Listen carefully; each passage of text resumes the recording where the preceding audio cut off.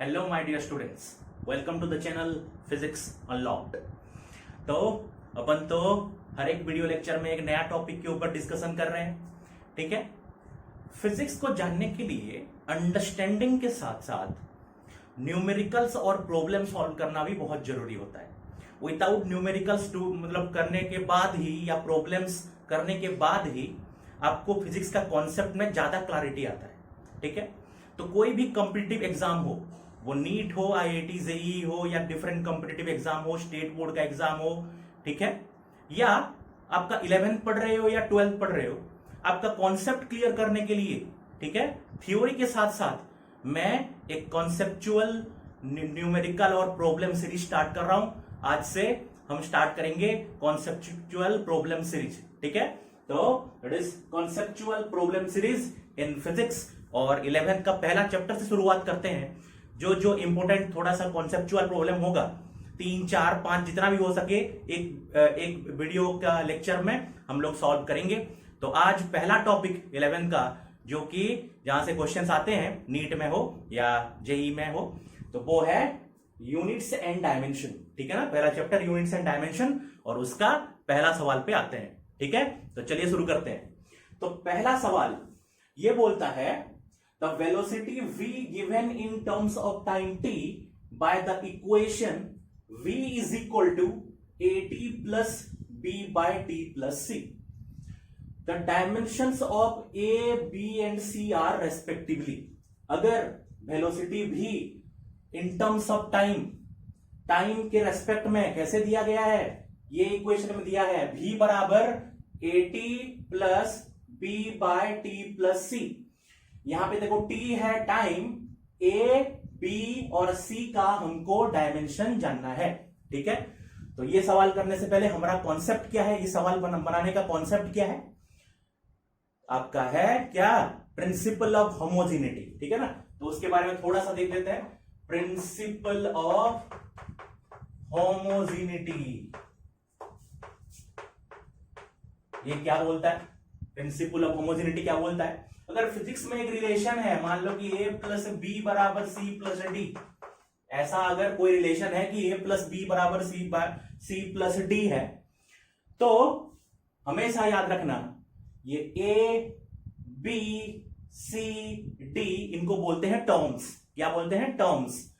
तो हर एक टर्म का डायमेंशनल फॉर्मूला समान होना चाहिए, सेम होना चाहिए, तब जाके ये रिलेशन करेक्ट होता है, डायमेंशनली करेक्ट होता है। अगर एक इक्वेशन इस तरह से है, तो अगर a plus A B C D को बोलते हैं टर्म्स, तो वो टर्म्स का अगर डायमेंशन समान है, इसका डायमेंशन जितना, इसका डायमेंशन उतना, इसका डायमेंशन उतना, इसका डायमेंशन उतना है, तो हम बोलते हैं कि डायमेंशन क्या, वो जो रिलेशन डायमेंशनली करेक्ट है। ठीक है ना, तो यही वाला कॉन्सेप्ट यहां पे हम अप्लाई करेंगे। ये इक्वेशन को देखा जाए तो एक टर्म है v, दूसरा टर्म है at और तीसरा टर्म है b by t plus c। तो तीनों टर्म को देख लेते हैं। दैट इज, एक है v, दूसरा है at और तीसरा टर्म है b by t plus c। तो तीनों टर्म का डायमेंशन समान होना चाहिए। ठीक है, अगर ये रिलेशन सही है तो वेलोसिटी का डायमेंशनल फॉर्मूला हम जानते हैं, क्या होता है, it is L1t minus 1 displacement by time, that is L1t minus 1। a तो कांस्टेंट है, a का वैल्यू हमको जानना है, तो t का क्या होगा, t to the power 1, time है तो t टू द पावर 1 हो गया उसका। यहां पे देखो, यहां पे थोड़ा सा कॉम्प्लिकेटेड है। कैसे, ये है टाइम और t प्लस c हो रहा है, ये ऊपर पार्ट को थोड़ा टाइम के लिए भूल जाओ। यहां पे t प्लस c है, t टाइम शो कर रहा है। तो मैंने बताया कि अगर टर्म अगर है तो प्लस अगर हो रहा है तो उसका डायमेंशन सेम होना चाहिए। सेम डायमेंशन वाला ही सेम डायमेंशन वाले से प्लस हो सकता है या माइनस हो सकता है। तो अगर ये टाइम c के साथ प्लस हो रहा है, तो c का डायमेंशन क्या होगा, ऑब्वियसली होगा टाइम। तो यहां से फटाफट हमको मिल गया कि c का डायमेंशन होगा t to the power 1। c का डायमेंशन होगा t टू द पावर 1 होगा, क्योंकि टाइम के साथ प्लस हो रहा है। उसके बाद अगर ये टाइम प्लस ये c भी क्या है, टाइम, तो b बाय क्या आ गया, time, b by time, time plus time क्या होगा, टाइम ही होगा। टाइम का डायमेंशन प्लस टाइम का डायमेंशन वही रहेगा, टाइम ही रहेगा, तो b बाय टी रह गया। सो यहां पे आप लिख सकते हो इसका कितना आया, कितना आएगा अगर इसको डायमेंशन लिखे तो b T to the power -1।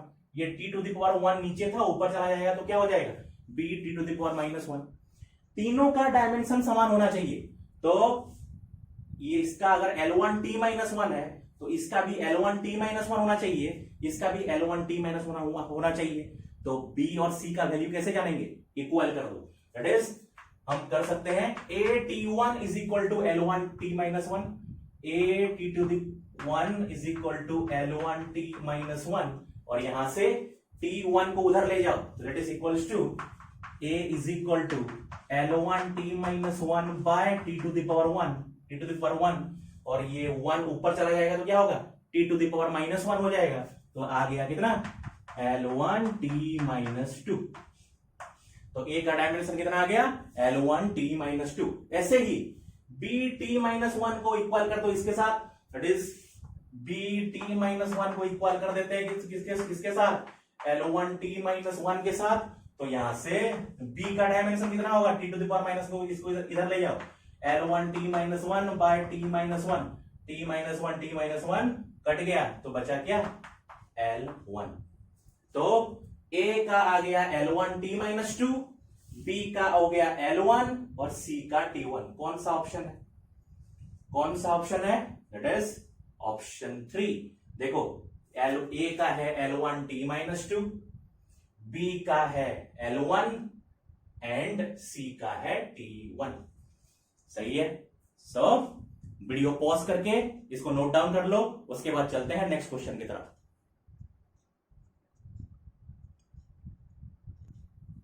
Okay, तो आते हैं सेकंड क्वेश्चन की तरफ। पहला क्वेश्चन हो गया, तो सेकंड क्वेश्चन की तरफ आते हैं।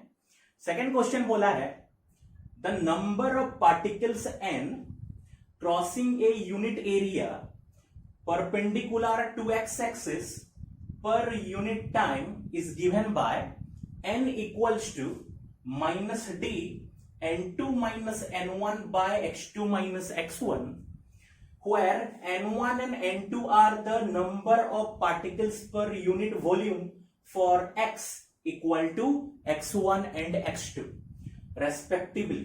The dimension of d which is called diffusion constant r, और ये है ऑप्शन। ठीक है, समझते हैं क्वेश्चन क्या बोल रहा है।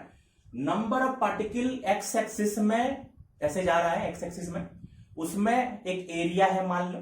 Number of particles crossing a unit area perpendicular to X axis, perpendicular ये एक्स एक्सिस है तो ये एरिया, अगर ये एक्स एक्सिस है ये परपेंडिकुलर है, ठीक है ना। Per unit time number of particles crossing per unit area per unit time is given by, ये वाला रिलेशन दिया है n is equal to -d n2 minus n1 by x2 minus x1, where n1 and n2 are क्या है, number of particles per unit volume. Number of particles per unit volume, एक मतलब unit volume में मान लो कि 1 metre cube है या 1 centimetre cube है, यूनिट वॉल्यूम में उतना नंबर ऑफ पार्टिकल जा रहा है। और x का वैल्यू कितना है, जब x1 में और x2 में, x1 में और x2 में कितना कितना पार्टिकल जा रहा है उसके ऊपर है। तो respectively the dimension of d, वो डिफ्यूजन कांस्टेंट का डायमेंशन कितना होगा। तो हम जानते हैं प्रिंसिपल ऑफ होमोजेनिटी बोलता है कि ये वाला का डायमेंशनल फॉर्मूला जो होना चाहिए उधर का डायमेंशनल फॉर्मूला वही होना चाहिए, तब जाके एक रिलेशनशिप को हम बोल सकते हैं कि वो डायमेंशनली करेक्ट है। सही है, तो देखते हैं इसका डायमेंशन, n का डायमेंशन क्या होगा। n क्या है, n है नंबर ऑफ पार्टिकल्स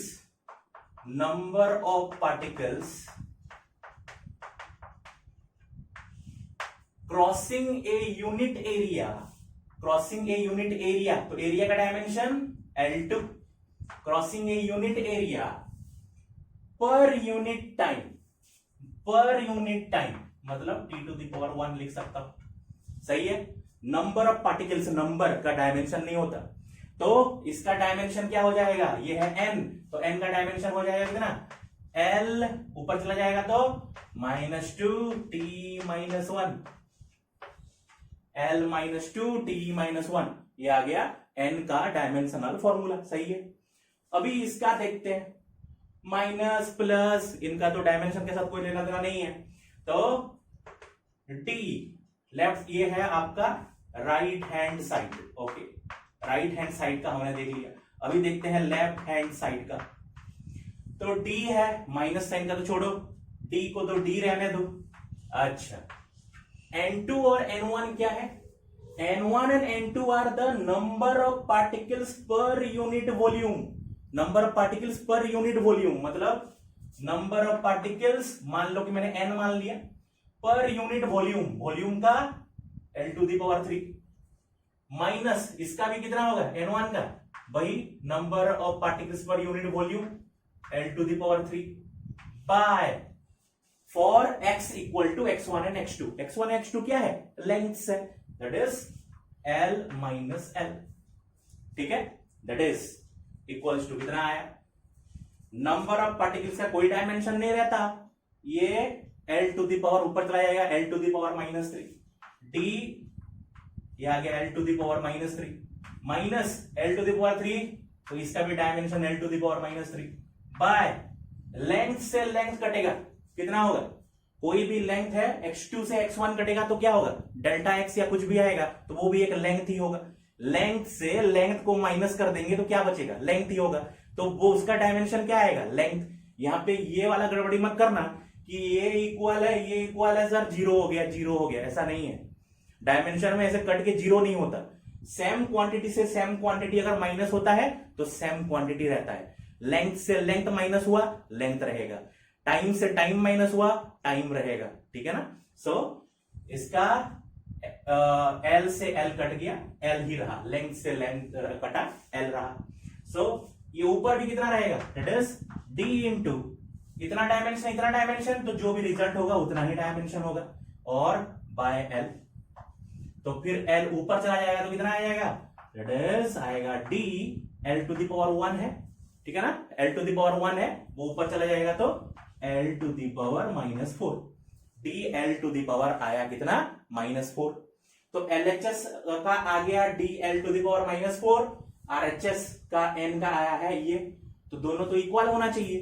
तो हम क्या कर सकते हैं? दोनों को इक्वेट कर देते हैं, दैट इज यहां पे करते हैं, दैट इज D L⁻⁻4 बराबर होना चाहिए L⁻⁻2 T⁻⁻1, इसके साथ समान होना चाहिए।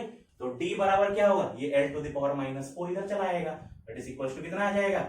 जैसे D is equal to L⁻⁻2 T⁻⁻1 by L⁻⁻4, and that is ये -4 ऊपर चला जाएगा तो +4, और +4 से -2 कट गया 2, तो D बराबर L2T-1, L2T-1, D बराबर L2T-1। ऑप्शन देखो कौन सा?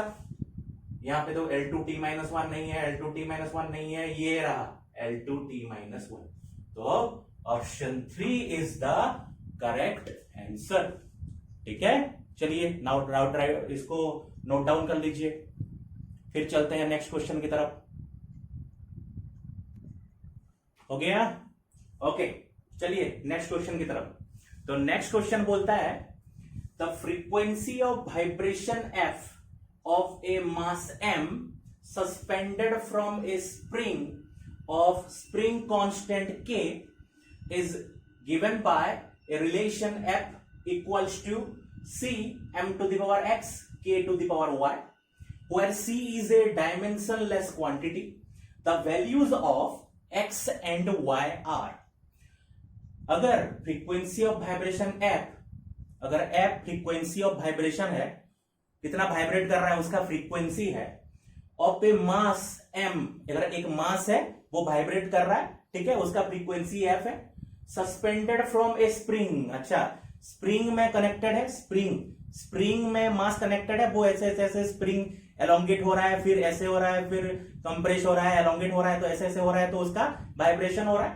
तो स्प्रिंग कांस्टेंट है के, और वो गिवन है, रिलेशन उनका है f बराबर c into m to the power x k to the power y, और c एक डायमेंशनलेस क्वांटिटी है। c मतलब एक, मान लो एक कांस्टेंट है, डायमेंशनलेस कांस्टेंट है, उसका डायमेंशन नहीं है, value of x and y कितना होगा, और ये रहा उसका ऑप्शंस। ठीक है, तो देखते हैं इसको कैसे सॉल्व करेंगे। ओके, तो वही हम क्या, दोनों साइड का डायमेंशन सेम होना चाहिए। तो फ्रीक्वेंसी पहला तो हो गया, frequency of vibration. Frequency is equal to होता है 1 बाय टाइम पीरियड, मतलब इसका डायमेंशन हो गया t to the power 1, sorry -1, ये t ऊपर चला गया तो t टू द पावर -1 हो गया इसका डायमेंशन वाला फॉर्मूला। इस साइड का डायमेंशन वाला फॉर्मूला देखते हैं क्या है, c small m to the power x capital K to the power y। c तो डायमेंशनलेस क्वांटिटी है, c का कोई भी डायमेंशन नहीं है।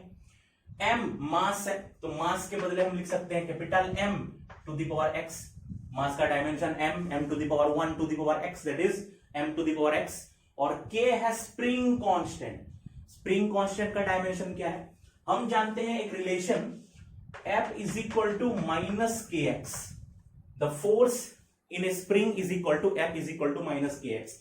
यहां पे मैंने पढ़ाया था पोटेंशियल एनर्जी, एक वीडियो लेक्चर है मेरा, उसमें पोटेंशियल एनर्जी वाला जो चैप्टर है, ठीक है ना, तो उसमें देख लेना कि क्या है एनर्जी आपका स्प्रिंग में, एनर्जी इन ए स्प्रिंग, ठीक है ना, वहां पे है पोटेंशियल एनर्जी में।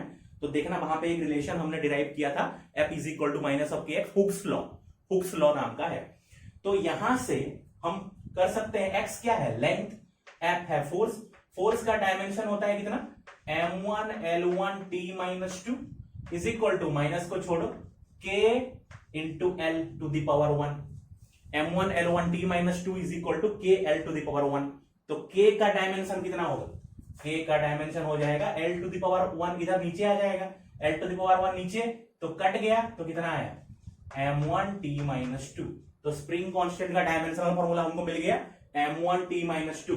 तो पुट कर दो k की जगह में कितना आएगा, दैट इज यहां पे नीचे लिख देते हैं, दैट इज c का नहीं है, m to the power x के बदले capital M to the power x, और k के बदले m1 t minus 2 to the power y हो गया। यहां पे देखो m to the power x, m to the power y, तो आ गया m to the power x plus y, सही है। और t to the power minus 2 to the power y, it is t to the power minus 2y, ये आ गया। इतना करने के बाद दोनों साइड का डायमेंशन समान होना चाहिए, दोनों साइड का डायमेंशन समान होना चाहिए। इधर क्या है t to the power minus 1 है, इधर है t to the power minus 1, should be equals to m to the power x plus y and t to the power minus 2y।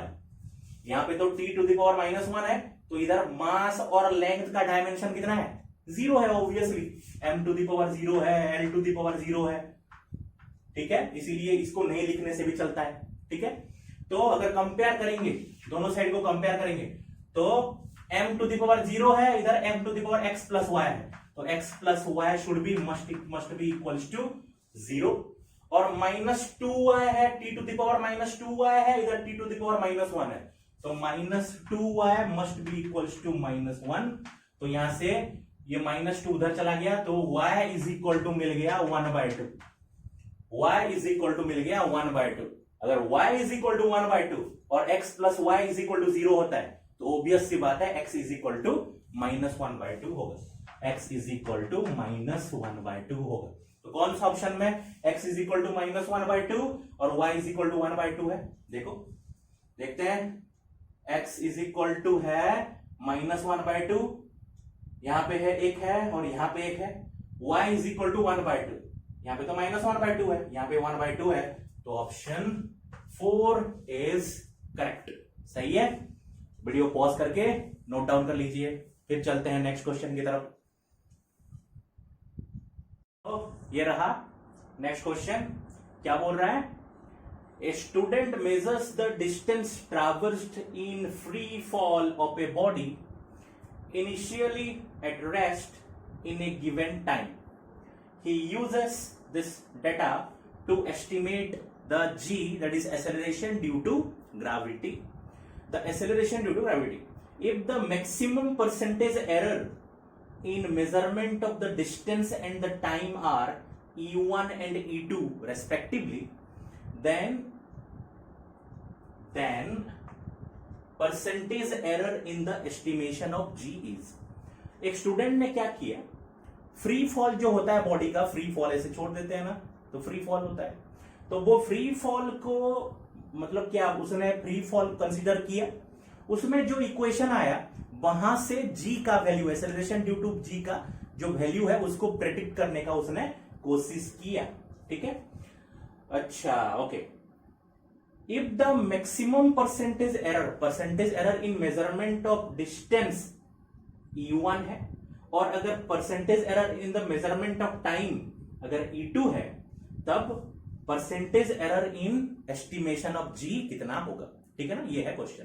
देखो ध्यान से, अगर हम जानते हैं, बस एक जनरली बता रहा हूं कि कोई भी रिलेशन है, मान लो कि है z is equal to a square under root of B by C cube है। मान लो अगर कोई भी रिलेशन है, कोई भी एक रिलेशन आया, z इज इक्वल टू हमने मान लिया A square under root of B by C cube है। ये नॉलेज के लिए है, ये क्वेश्चन का मतलब कि अंडरस्टैंडिंग के लिए है। देखो तो परसेंटेज एरर इन z, या पहले रिलेटिव एरर निकाल दो। दैट इज रिलेटिव एरर कैसे निकलता है, डेल्टा z बाय z बराबर क्या होता है, जो पावर होता है वो सामने मल्टीप्लाई हो जाता है। That is 2 into delta A by A plus B का अंडर रूट, मतलब बी टू द पावर कितना है 1/2 delta B by B plus C cube है, तो क्या होगा 3 into delta C by C, ऐसे होता है। और इधर अगर 100% अगर हम मल्टीप्लाई कर देंगे तो परसेंटेज एरर निकल जाता है। इसको बोलते हैं रिलेटिव एरर, और इंटू 100% कर देते हैं तो मिलता है परसेंटेज एरर। कैसे हुआ, जो पावर था, देखो जो पावर था सामने आके मल्टीप्लाई हो गए। ठीक है, तो ये कॉन्सेप्ट को लेके हम ये वाला प्रॉब्लम सॉल्व करेंगे। ओके, तो हमारा फ्री फॉल हो रहा है। फ्री फॉल में क्या, distance travelled in free fall, तो डिस्टेंस कितना ट्रैवल किया फ्री फॉल में, हाँ तो डिस्टेंस ट्रैवल्ड है, मान लो कि h है, h is the distance travelled in the free fall, height कितना ये हुआ। और फ्री फॉल में डिस्टेंस का इक्वेशन, फ्री फॉल मतलब u इज इक्वल टू 0, अगर ut plus half at square मतलब और a के बदले g पुट कर दें तो h इज इक्वल टू क्या आ जाता है, half gt square, h is equal to half gt square for free fall. ठीक है ना, सो यहां से g का वैल्यू वो स्टूडेंट निकालने का कोशिश किया, तो g बराबर यहां से कितना हो गया, g बराबर हो गया कितना 2h बाय टी स्क्वायर, ये हाफ है इधर जाएगा तो 2h बाय टी स्क्वायर आ गया नीचे। ओके सही है, तो अगर हम अभी कोशिश करेंगे क्या ढूंढने का, रिलेटिव एरर अगर करेंगे तो क्या आएगा, ये 2, इसका कोई मतलब नहीं है। ठीक है ना, किसका मतलब है, पावर का, हमेशा पावर का हमारा मतलब होता है। तो क्या होगा, g इज इक्वल टू आ जाएगा कितना, delta h by h plus power है t 2 into delta t by t। सही है, so delta h by h multiply जो हुआ है वो छोड़ दो, हमको पावर के साथ मतलब है। दैट इज यहां पे टू द पावर 1 है तो 1 into delta h by h plus power 2 है 2 into delta t by t। ठीक है, सो अगर percentage error g is equal to क्या होगा, that is equal to delta h by h into 100% plus 2 into delta t by t into 100%। ठीक है, this is the percentage error in g। ठीक है, so percentage error in the measurement of length क्या है, E1, तो इसके बदले हम लिख सकते हैं E1 plus 2 into percentage error in time क्या है E2, that is E1 plus 2E2। ठीक है, तो कौन सा आंसर सही है, दैट इज ऑप्शन 2 सही है। तो ये रहा कुछ conceptual problem for the chapter units and dimension. Video pause करके इसको नोट डाउन कर लेना आप लोग। ठीक है ना, इसको फ्रेम को पॉज करके कर लेना।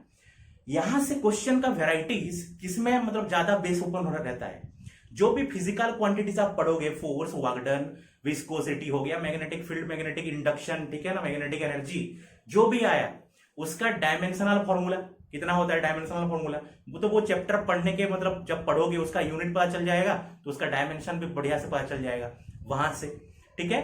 और एप्लीकेशन ऑफ डायमेंशनल एनालिसिस, जो 3 एप्लीकेशन है, ठीक है ना, conversion of one system of unit to another system of unit, to check the correctness of a relation using principle of homogeneity, और थर्ड वाला टू डिड्यूस ए फॉर्मूला, ठीक है ना। तो वो भी आप क्या हम वीडियो लेक्चर में कवर करेंगे। तो ये जो क्वेश्चंस है उसको थोड़ा बहुत देख लेना, नया नया वैरायटी का क्वेश्चन सॉल्व करना, कोई भी डाउट आए तो कमेंट सेक्शन में जाके कमेंट जरूर करना, ठीक है ना। मिलते हैं एक नया क्लास में कुछ नया न्यूमेरिकल्स लेके, तब तक के लिए अच्छे से रहिए, अच्छे से पढ़ते रहिए। Thank you.